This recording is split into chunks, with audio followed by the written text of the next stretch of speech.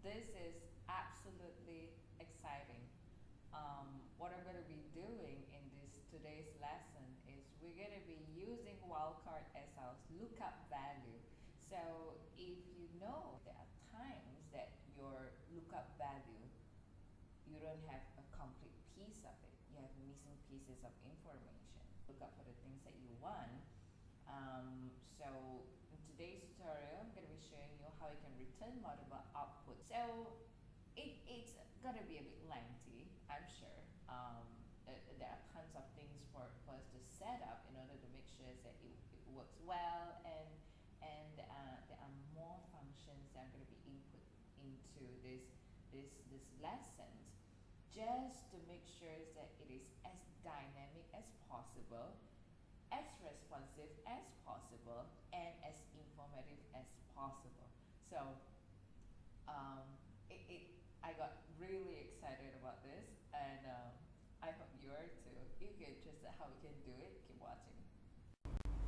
Now I'll begin the lesson with two of my worksheets. And the first worksheet that I have right here will be our DBEMP worksheet, and inside right here I've already created a table earlier, and the table has been named as a name called EMP. So I always encourage everybody to use tables simply because whenever you're creating any formula, it will be very easy when you like to reference towards to your database. And right now in a wildcard lookup worksheet right here, I have created a mini table, and right here this will be all where the formula is gonna goes, and I have already listed the number from 1 until 100. Here's the 100. And then I will have a cell that says row count to tell us that how many records there are actually found according to such a search. So the name right here will be where we input the keyword that we want to input in, and right on top here I would like to create 3 radio buttons, and the 3 radio button will be from first name to last name to contains. So as every time when a user select one of them, the search will automatically search by whether the user want to use it first name, last name, or contains. So first of all, you need your developer tab to be enabled.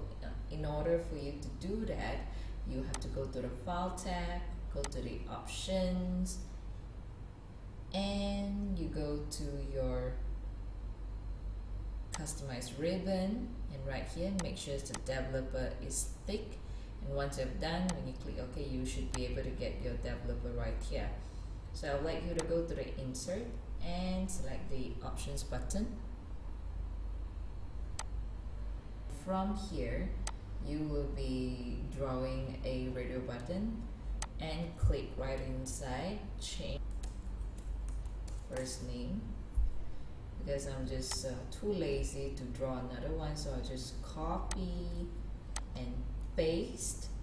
Here we have the last name, and I'm gonna paste another one right here. This one will be contains.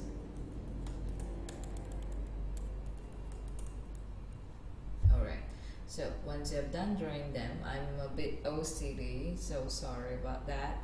So I like to make sure that all of them are aligned properly. So I'm going to hold Control and select the 3 of them, go to the Drawing Tools Format tab and align them to the top, and make sure that they are distributed horizontally at the same time as well. Okay, so now I have to deselect from all these radio button, right click one of them and go to this Format Control. We have to select a link cell, so I'm going to link it to my cell G1 and select OK. So whenever you're selecting at your radio button, the link cell will tell you which selection is being selected. If you're clicking at first name, number 1 will be shown, last name will be number 2, contains will be number 3. So according to this 1, 2, 3 right here, we're going to tell this the lookup formula when they should be using a first name search mode when they should be using last name search mode and contains search mode. So in this kind of search right here, we will be doing a wildcard search. If you have no idea what wildcard is, this is what wildcard is. For those of you who are not very familiar with what wildcard is, so I created this small little short clip to show you what wildcard is. So first, if you're looking for the keyword, you like to look for the name that contains Russell, which means that you might not sure whether the name should be is the first name or last name. You can put your asterisk right in front and behind the Russell. So automatically, when the COUNTIF is in action, it will try to look for the name that contains Russell. Now, if the Russell is the last name that you're looking for, that means the Russell is going to be behind, and what you're going to be doing is placing the asterisk right in front of the Russell,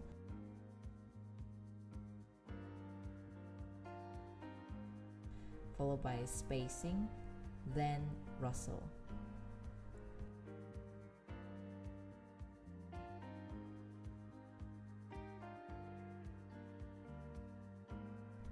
If you're looking for somebody whose name begins with Russell, which is the first name is Russell, that means that after the keyword Russell, you're going to follow by a spacing and then an asterisk. That's how you can look for the first name that is Russell. So now I hope that you have more understanding towards wildcard, and let's continue.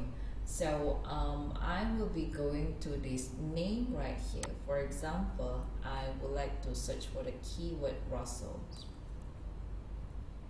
Alright, and whenever the keyword has been inserted, right here we would like to automate how the way that it is being searched. So when first name is being selected, we would like to look for whose name first name is Russell. When number 2 is being selected, which is last name, we would like to search using last name, and contains will be when we're not really sure whether it's the first name or last name. Now when I go to the row count right here, in order to automate the row counts to let it know that we're trying to look for how many records that of these people contains the name first name, last name, or contains, by using this 1, 2, 3 right here. Some of you might prefer using if, but lately I've been loving this function called switch. So this switch function simply will tell you in whenever the cell reference is number 1, what is the result that you're looking for. When the cell reference is 2, what are the result that you're looking for.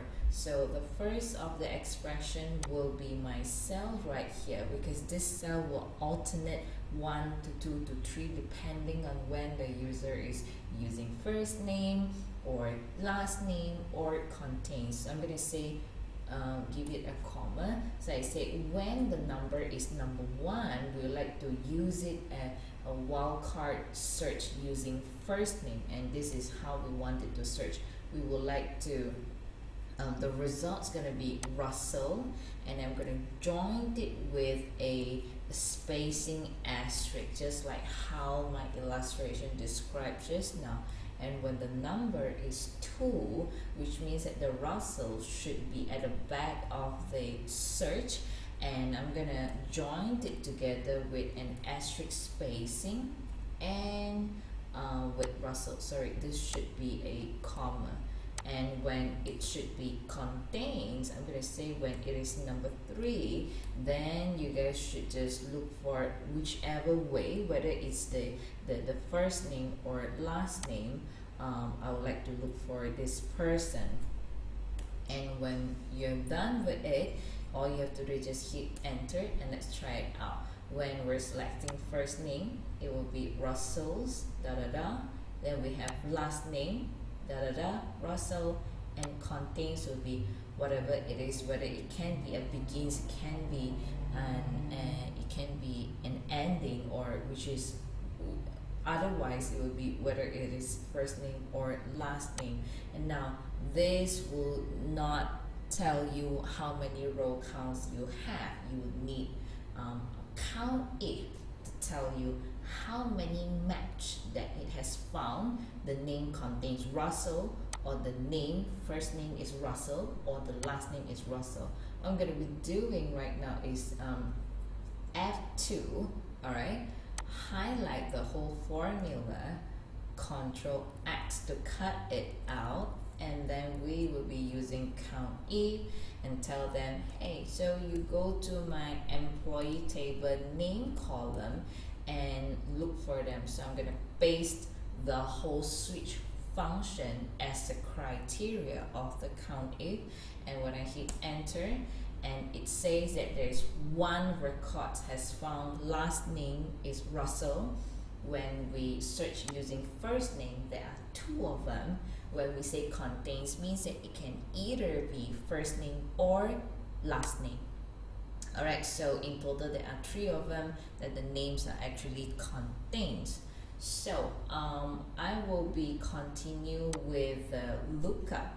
Alright, so it is pretty much very similar with how our return multiple outputs video is, but the one thing that is slightly different right here is we are going to look for them using search, and this is how you're gonna do it. So what I'm going to be doing is we will be using if and search together, and this is how it works. Now I'm going to be using this search function to search this text from our name, the whole column of the name from the EMP. But here's the thing, we would like to use the search by using when it is first name, last name, or contain. So I'll need a help with our if function here, how it goes. Yeah.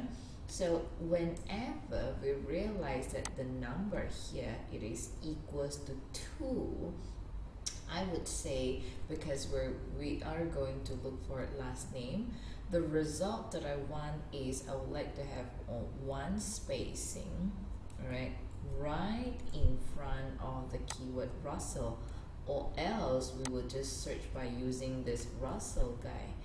And once we have done, I'm gonna say comma, let's search it from the whole EMP table name column.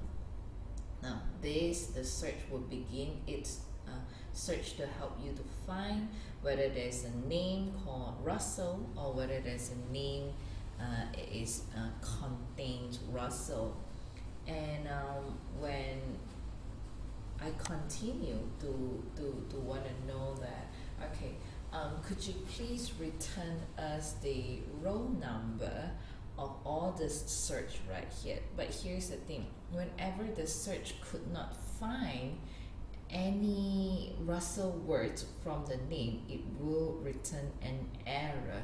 Now let me continue with using the if first. Alright, so I'm going to be saying if the search right here that we can get greater than 0, what I want is I would like you to return the row number of this name, or else I would like to return an empty string. Now let's check it out and take a look at it, how it looks like in the function.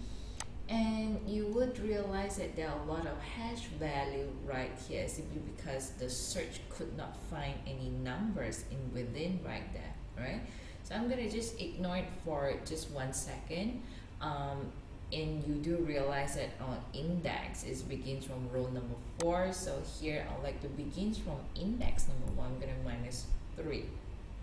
And we would like to also retrieve this number, this little 4 right here. It says that in the index number 4 or row number 4 from your table, we found the keyword Russell.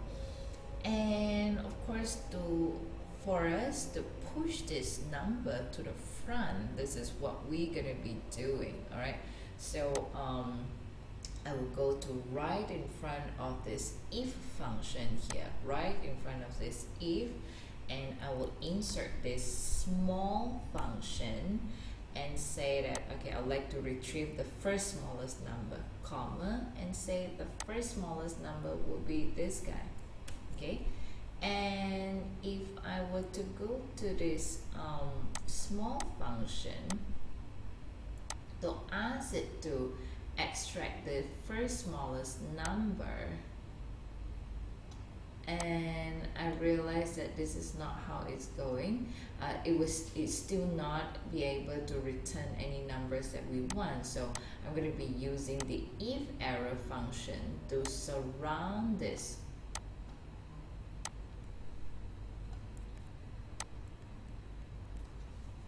Okay, so if you realize there are a lot of errors right here, and in order for our small function to be able to extract our first smallest number later on, we have to eliminate away all these hash value errors. So what I decided to do is I'm going to be using an if error function to surround this if search to say that whenever there's an error, return us an empty string. All right, so I will be going to right in front of the if and use this if error function to surround this whole function right here and say, if you're an error, return me an empty string. So instantly in the if error function, all this hash value has returned string instead. And now we are going to extract our fourth row, which is index number 4, and for you to do that, here comes our small function. I'm going to be going to right in front of the if error, small, okay, and then right until to the back, I'm going to say I need to retrieve the first smallest number. So it says that within this array right here, the first smallest number will be your number 4. Now this number 4 is still not enough. We're going to be using index. So index will be extracting the name for us, and this is what I would like you to do by going to this small right here and input an index, all right, and say please go to this employee table and extract the name and hit a comma and say now you go to our row number 4 and extract our fourth item from the name, and it says that here I found out you have a name called Alice Russell. So here's the thing, I would like to make some changes right over to this if search.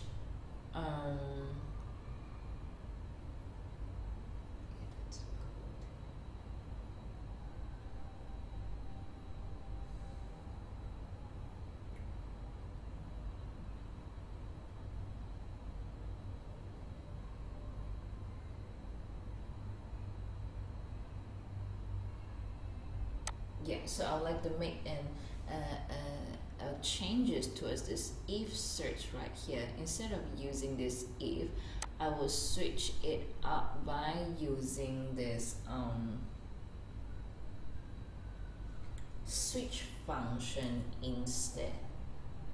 By using this switch function, so within this switch function right here, I'm going to say if the name, the number right here is 1, I would like you to use Russell and then a spacing.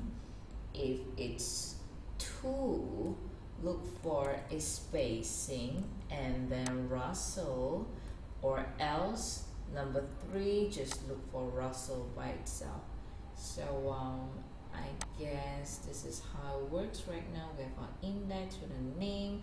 Oh yeah, so in order to make our name, in order to make the name automatically can be extract from above right here.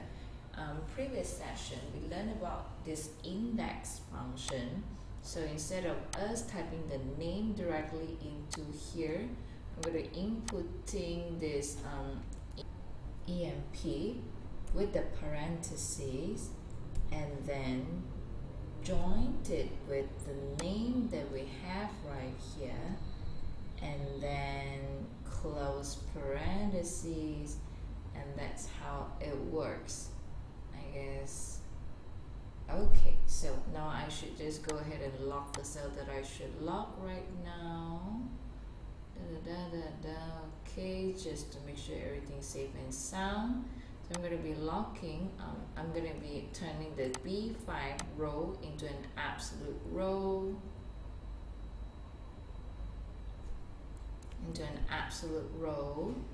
and the G1 would be an absolute cell by itself, and E3 an absolute cell, absolute. And finally, here comes my number 1. I'm going to be turning the column as an absolute column. I guess this is how it is. So, are you ready? Ctrl Shift Enter. There I get Alice Russell. If I choose first name, last name, contains, okie dokie. So I will begin copying the formula and done. Let's see whether it is good. Yep, looking very good. So let's look for last name. First name contains, voila. Alright, so one last thing that just to make sure is that it will not show all this number right here. I'm going to set one condition. Whenever this row count has exceeded the number right here, just display empty string. So this is what I will be doing by going to the first formula in front of the index. I'm going to be placing an if function. If the index is smaller than equals to our row count, go ahead and run this complicated crazy mother cookie. Make the column as an absolute column. Ctrl Shift Enter. Ctrl Shift right and down, and Ctrl R, Ctrl D, and there we go. There you go. So let me look for the name and oh mother. So that's it, guys. Yes, it's very long. I try to edit the video and to make sure that everything is all the informations are aligned, to make sure that you know what's going on. And yes, it's a very long video.